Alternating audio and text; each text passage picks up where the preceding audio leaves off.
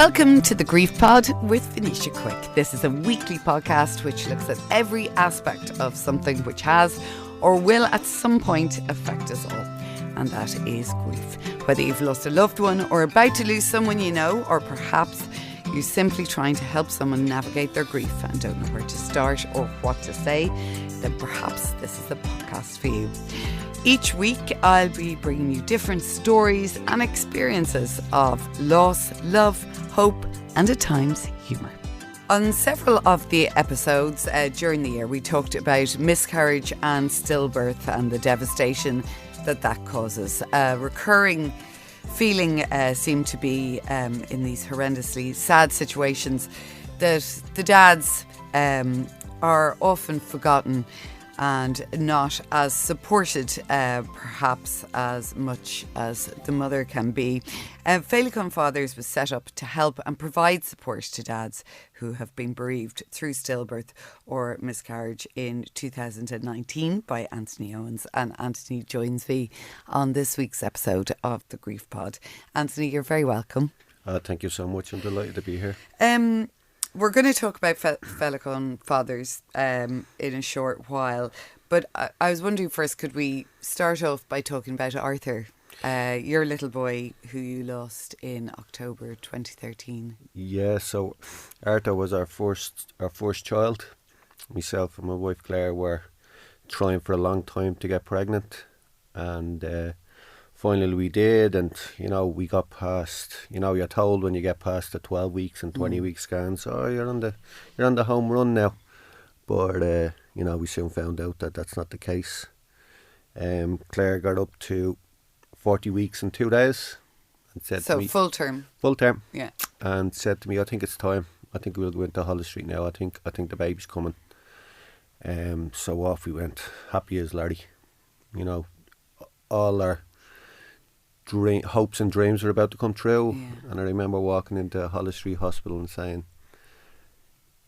the only job I have to do now would be carrying that car seat out now in a day or two. It's going to be wonderful. Yeah. And Claire has to do all the hard work. Yeah, and it is something like I walk past that sort of neck of the woods quite a lot, and it is the one thing you see all the time. Yeah. Are the dads with the car seats and the bag. Yeah, and I was just picturing the photograph of me holding the car, or me holding the baby in the car seat, and and sending it to all my family and putting it up on social media just to tell everybody how happy we were. But unfortunately, that mood quickly changed when we went in, and the nurse admitted Claire and says, "We'll just take you for a routine scan just to see how baby's doing." And she put her on the machine, and for what felt like hours, could have been 30 seconds, it was just silence, and it was drifting on, and alarm bells are going in your head, and we were looking at each other, afraid to speak, and the nurse made up, it could be the machine, let's go to another machine. So off we went, just afraid to talk. I was afraid to say anything.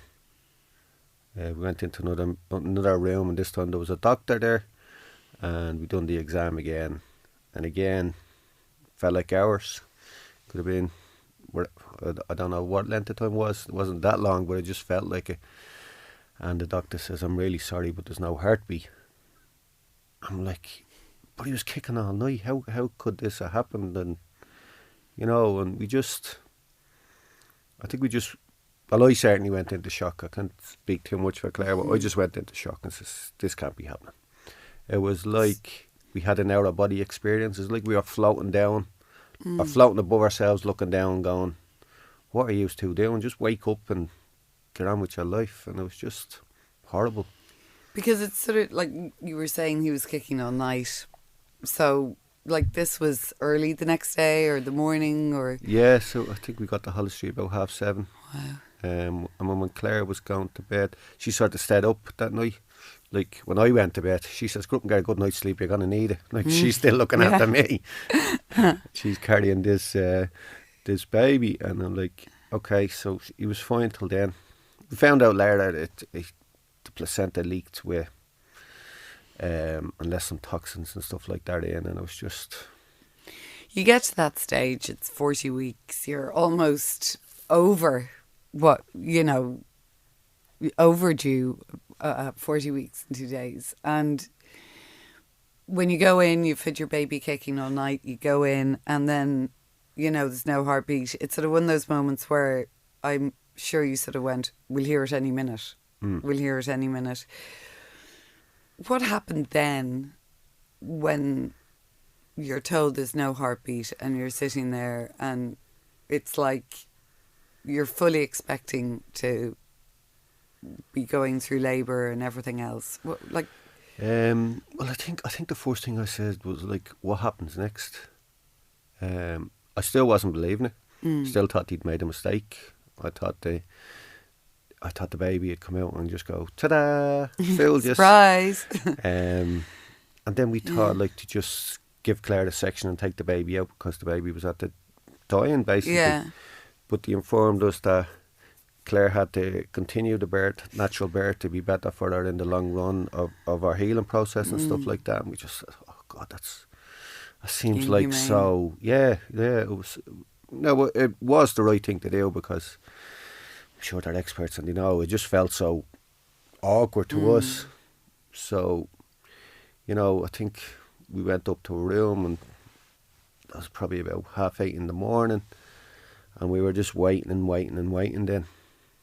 And, just looking at each other, don't even think we talked too much, just didn't know what to say to each other. How could I comfort her when she was we were both at the losing the baby that we'd craved for so long. So it was just, I don't know, it was just a really hard time. Yeah, and you're in somewhere where a lot of other people are having successful births, and that's, instead of you coming out with the car seat, everybody else is coming out with the car seat. Yeah, you could hear it also. We were up in the hospital and the staff were wonderful, but you could hear all the babies in other rooms crying and stuff like that. And who would have thought a baby's crying? It can screech at your ears, but it can also be the most wonderful noise that you could hear because you craved it. And thankfully we were in a private room. We weren't in a ward with other mums who were successfully having their babies. But it was just really long day. Thankfully the pregnancy didn't go too long. He was born later that afternoon. And may I tell you how we chose his name? Absolutely. So we didn't have a name for a boy. Gorgeous name. We didn't have a name for a boy. We always knew if we had a girl, we had Grace picked out. That was always going to be our name. And we didn't know what we were having. So when he was born, I just happened to look up the clock like I am now, and the clock was 17:59. And I thought of the old Guinness ad to Arthur. And I says, let's call him Arthur. It's a really lovely name and it's old and classic and stuff like that.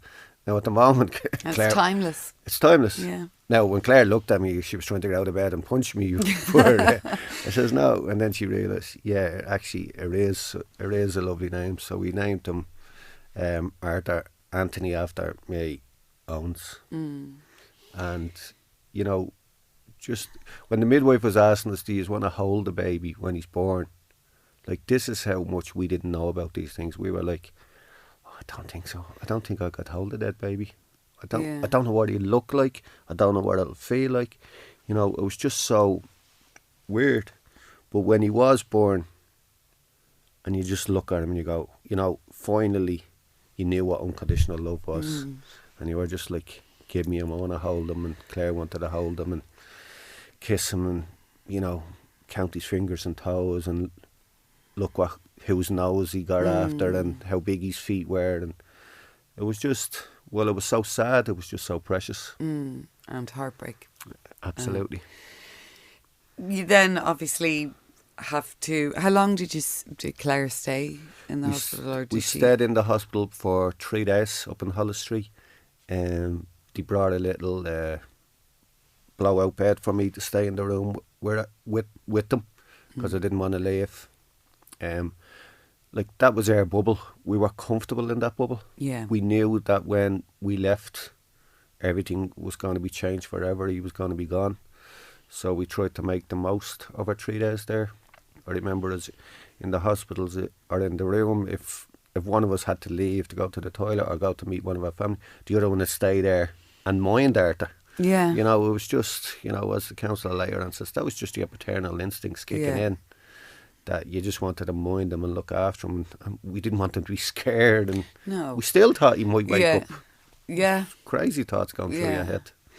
And then you've got to leave. Yeah, we left for a few days. We left for a couple of days and then we came back for his funeral service. He was born on the 9th of October and we buried him on the 15th.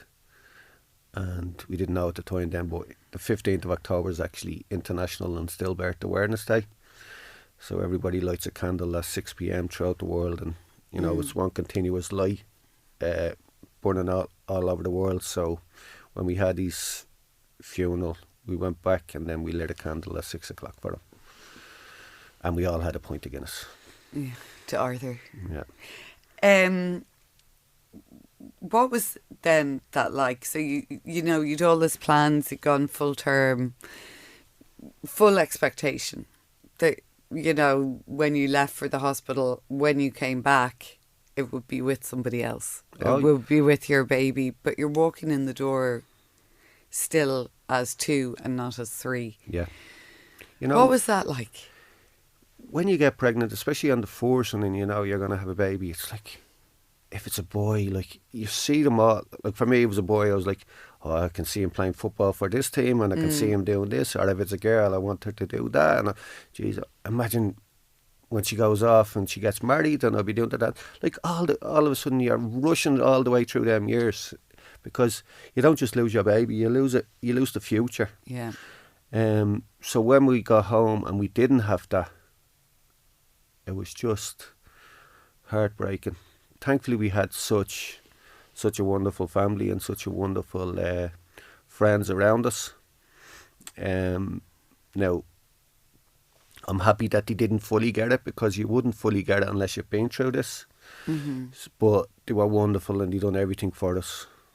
But we needed to speak to, we didn't realise it as much as we did, but we needed to speak to other parents who had been through this, and that's how Feilecain came about and how we start attending their services. Yeah, and Feilecain do the support and provide support for parents. Yeah. In, like, as couples, or a lot has been said, and other people I've talked about with in this area on the podcast has been the dads, and you know the dads are sort of, I suppose, not left out, but maybe aren't supported as much because the mum has still gone through the birth. The mum is the person who's been pregnant. There's the hormones. There's, you know, the recovery.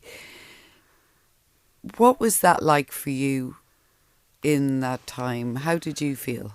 Yeah, well, as you said, the mum is the most important. You know, physically what she's gone through, mentally, spiritually, like all these kind of things she's gone through. For the dads, for me in particular, I was a deflector. If people did ask me how I was, and there was some good people there, if people did ask me how I was, oh, don't worry about me. Ask me how Claire is. And then I was going home and crying myself to sleep because I didn't know how to deal with it. I was trying to be strong, all these things that you're told that you need to be. But the truth of it is, you don't need to be strong. You just have to be you. And it wasn't till later on that when I was thinking back of the very few people that did ask me how I was, I says, wasn't that wonderful that they asked me? You know, they asked me about Claire, and that's brilliant, and I talk about Claire all the time. But the very few people that asked me about me, it wasn't till later on I appreciated what they did. Because as much as the support wasn't really there for the dads, and we're trying to change that, we have to be careful, because dads do deflect away as well. You know, but we're trying to change things now and say, listen, it's okay. Yeah. It's okay for you to be having your bad days. I know you still have to look after your wife, and you still might have other kids, and you have to help out, or you might have to go back to work straight away because you need to pay the bills, and you have to put on that it's a big, strong face. Yeah. Because you can't be. I went back to work after a couple of weeks, and I was pretending to be strong, but I was ready to, punch someone at the drop of a hat when they're only asking me to do a normal work, because they see you back, and you just say, "Oh, Tony's back. I can ask him to do this, and I can ask him to do that," and I'm like, hanging together with a string. It's an interesting point, because it doesn't. I mean, that's a whole other thing, is the whole workplace. Yeah. Having to go back, and in a situation that perhaps maybe somebody didn't know but knew you're about to have a baby. I mean, I'm sure there were people who didn't know and asked. Yeah. Oh, yeah, there was. Well, I was working in the Irish Times at the time in the accounts department, so we'd a wonderful close group up there. So everybody knew that we were pregnant. Everybody on our floor knew, and they were all so supportive, and they knew how long we were waiting. And the girl who works beside me was pregnant at the same time. So we were talking about things right up till she had to step off from maternity. So we got so close, and her husband got so close. But it was when other people from different floors were coming back, and they'd be saying, Tony, you're back.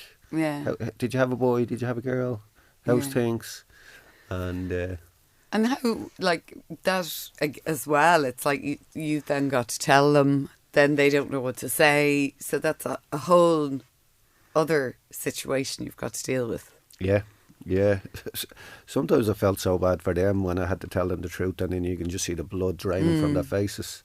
You almost don't want to say. No. Yeah. And I was sort of open enough that I did tell people that I knew. If it was, it was somebody that I didn't really care about, I'd brush it off and change the subject. But the people in our job, or the friends, you're meeting friends in the street who mightn't have heard, and you're talking to them. But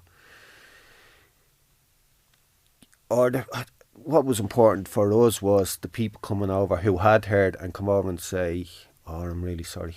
And that's all you can say. I'm really sorry. I don't know what to say. Rather than the people that cross the people that cross the road to get away from you. Yeah, and that does happen. Oh, somebody absolutely. On a different podcast was saying that that's what she had. That people would actually, and I couldn't understand that at all. The people, she'd be walking down the street and people would cross over because they didn't want to have to say anything. Yeah, just because they couldn't handle the situation, and they can't really make you worse by coming up and saying, "I'm really sorry." Yeah. There might be a tear or two, but it's them feeling uncomfortable for 30 or 40 seconds is better than it's better than you going home and crying for the rest of the day because someone who you thought was your friend had crossed the road not to speak to you. Yeah. So it's important to speak to people. And that is something that really needs to get out there, I think, of how you, especially in your situation, how you can support somebody with your words. Yeah, it's so important. It's so important. Yeah. And in Feilecain now, we say to people's jobs, if you want us to go in and have a chat to your HR department or whatever you think the staff just before this person comes back to work, just so you have a little understanding of how to approach it or how not to approach it. Yeah, what to say, avoiding them at the water cooler or afraid, all these kind of things, or throwing. I used to hate the catchphrases. People throwing it. He's in a better place now, or it was God's. Have more. Or you're still young, or it was God's will, or no, if it was God's will, the baby be in our arms. Don't. I'm not very religious, but I'd never put it on God saying it's His fault that my baby is gone. Yeah. And He didn't want it to be gone. So, what type of God would you be if you wanted to take a baby off somebody? But no, we really found the catchphrases. Yeah. Talking about speaking. I mean, we're going to talk a bit more now about this, but guys in this situation, women talk. Women seem to have, maybe I'm stereotyping, but it does seem to be the thing where we'll all chat about everything, but guys tend not to talk about it. No. Why? Women talk and men do. You know, it was the same for us. Claire was able to talk to our sister and our friends about this kind of stuff, and I wasn't. I was like, oh, no, it's my son. I'm going to do a fundraiser. I'm going to dive into something to distract me. And we ran a fundraiser, and everybody was like jumping in and supporting. It was their way of helping us, which was wonderful, and we raised a lot of money. But it's just, for men, I'd always say, if we talk about it, we let it become real, and we don't like it becoming real, because we can't handle it. It's just whatever our instincts is in us, going back to cavemen probably, just the way we are. And that, of course, needs to change in order to get the help in one way. Absolutely. Yeah. Like, being vulnerable can make you be stronger. By being able to get the help you need, and then moving on. Like, I tried to hide this away for the first year, tried to be real strong, and then sort of went into a black hole then of saying, I always thought if I can help Claire to get better, we'll both be better. But when Claire, you know, started to see above the clouds again and started to recover and become the lovely person that she is, I was like, now I feel shit. Yeah, because you hadn't got to that point. Yeah. So you went to Feilecain, which of course is for parents, but then you decided that actually you wanted to do something for the dads specifically. Yeah, so we attended the Feilecain support meetings for a good few months. Actually, until Claire fell pregnant again. And we finally did have Grace. So that was good. Not that one baby will ever replace another, but Arthur had a sister then. Yeah. And then went on, he had a brother, and they know all about him, talk about him all the time. So we were attending the Feilecain meetings, and you know, you're looking around the room, you're going, there's 12 people here at this meeting, and 10 of them are women. Why is there only me and one other dad? And that other dad might be, he was just dragged along because his wife told him to, or because he was driving or stuff like that, and he mightn't say that. And where after a while then, I was volunteering with Feilecain. I was doing some stuff, you know, if they needed stuff dropped or anything like that. And then, you know, and I think it was during COVID, an opportunity came up. I was like, you know, I'm over working in an office now. I want something different. I want to do something to help people, and an opportunity to come on board with Feilecain. So I was now had to get trained up to host the meetings and host the Zooms and stuff like that. But I wanted more dads involved. I loved helping the mums, and hopefully I've helped a lot of people. But I wanted to help the dads too. And my idea was, if we set up a football team where, again, it's going back to doing something, and the dads were, now there was Ken and Anthony set her up with me, so it was the three of us set her up, and we says, we'll set this up, we'll do a one-off charity match, and we'll see how it goes. We'll see how many dads we can get down, and the dads could come down, and we'd always say, come down, you don't need to say anything. Yeah. Come down and be with like-minded people who understand what you're going through, who understand you and your feelings. You know, and there'll be people, because you're in the same club, yeah, basically. Yeah, it's a horrible team to be part of, but we wanted to be there for each other, and we thought we'd play one-off charity match, and you know, that'd be it. I think the idea kicked off in 2019, and I think we were due to play the match in 2020. And then obviously, I think that's when COVID hit, and the match got delayed to 2022. But before that, by the time we re-kicked off again, we 35 dads on the group who wanted to play. Wow. And I'm like, and we wanted to play, but they also wanted to be part of it. Yeah, they wanted didn't realise outlet. it. Yeah, they didn't realise how much they needed it or wanted it. They thought it was just a game of ball and we'll do support, but.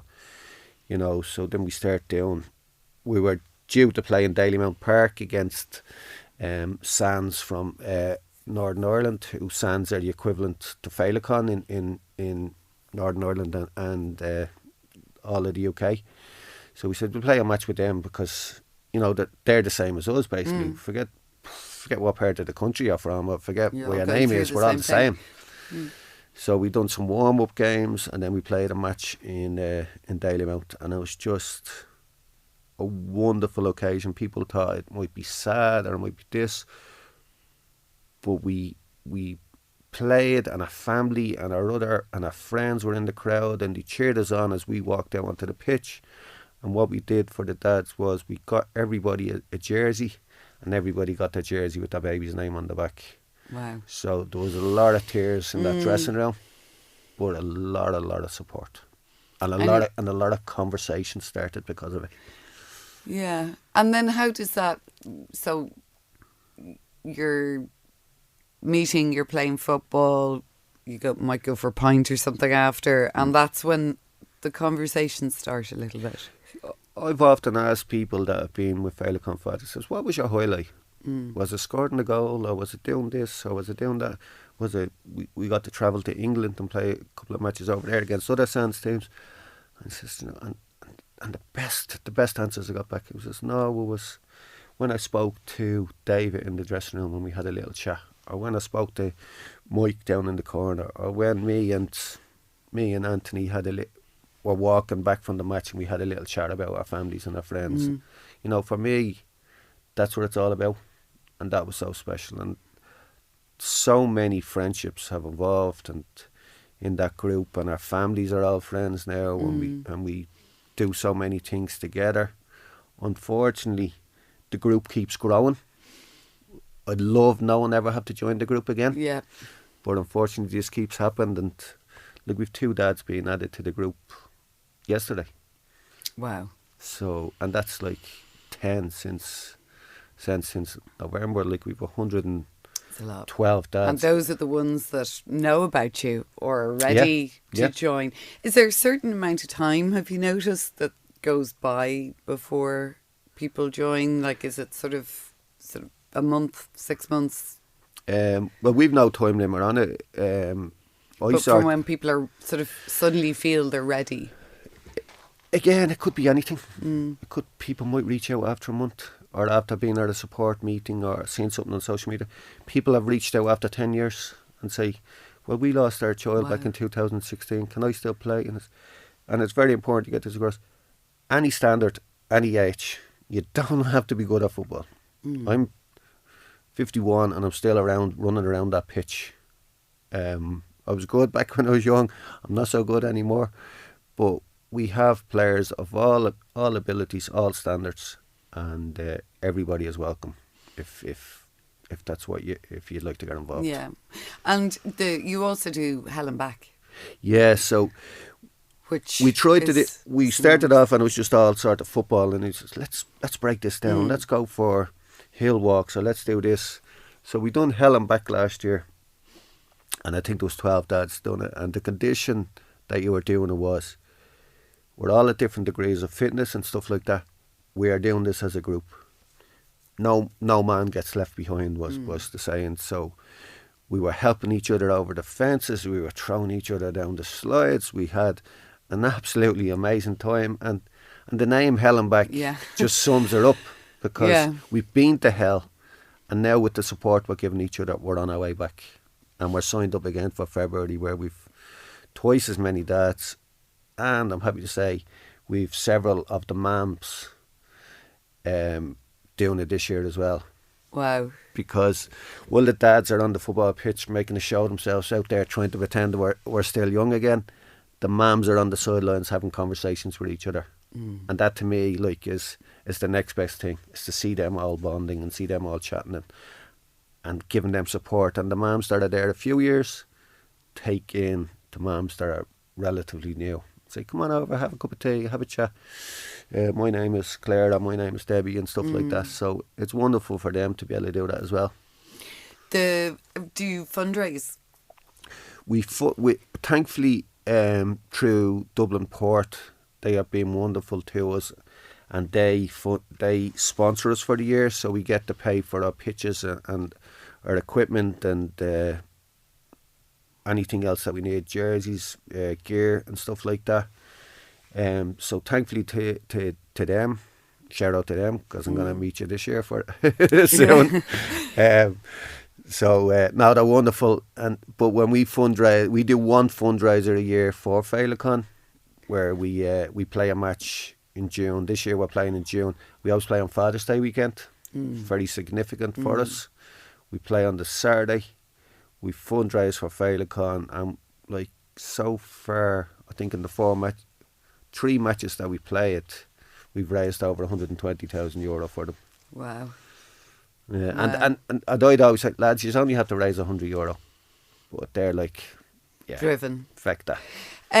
You're saying that 10 people, 10 dads since November. That's 10 dads, too many, Yeah. really. And it's only probably a percentage of the number of dads that are out there. What, for somebody who's just literally starting this journey, what would you say to them? Or I'd say, call me. Let's have a chat. Let me explain it to you on what our group is about.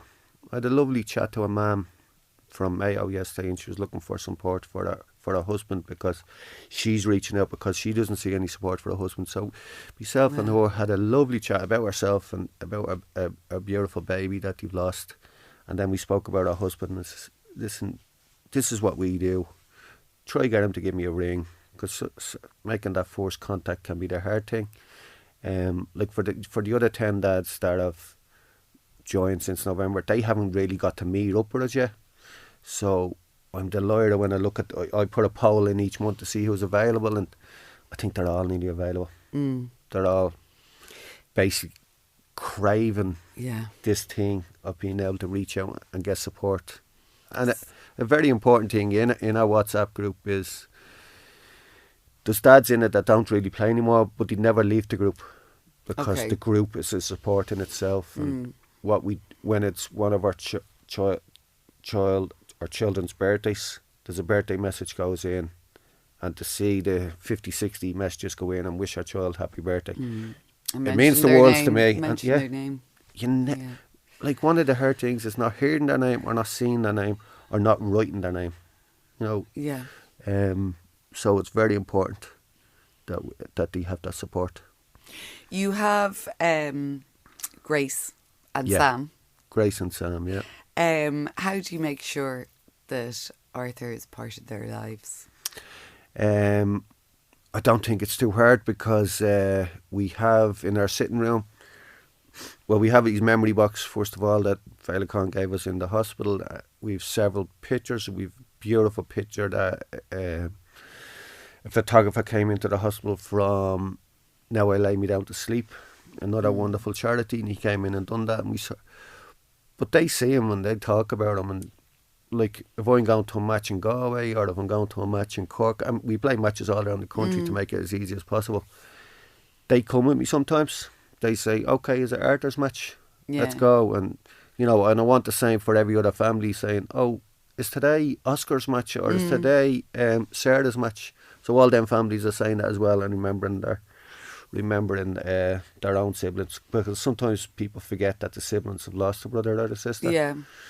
There was one time that Sam came home from school and he said to me, oh, I wish I was like Arthur. And like my heart dropped, and I was like, oh, where's this going? He says, well, he's a butterfly now, I wish I could fly. And I was like, oh, isn't that lovely? But children just speak so honestly. And if everybody spoke so honest, this would be a hell of a lot easier than afraid to say things and hiding behind things. So Grace and Sam know all about. He might have been a baby, but he'll always be that big brother. Thank you so much. Just before you go, if somebody is listening that would like to get in touch with you, what is the best way? Well, you can put my name and number at the end of the podcast if you wish. Perfect. And we have our social medias on Instagram and Facebook, or our website. Just have a look at that and see the dads, see how old some of us are, so you don't have to feel too bad about coming down. But you always need someone to cut the oranges. Absolutely. Aside. Now I have to give a shout out to the committee. We have a wonderful committee that do so much for us, and they're standing back now and says, we'll let the new dads play. And they're putting up the flags and they're filling up the water bottles. You know, we couldn't be doing this without them. So shout out to all that committee. Anthony, thank you so much. No, thank you. Thank It's been you. wonderful. Thank you for listening to this episode of The Grief Pod with Venetia Quick. You can listen on SoundCloud or wherever you get your podcasts. We also have an online community on Facebook, The Grief Pod, or on Instagram @GriefPod Series.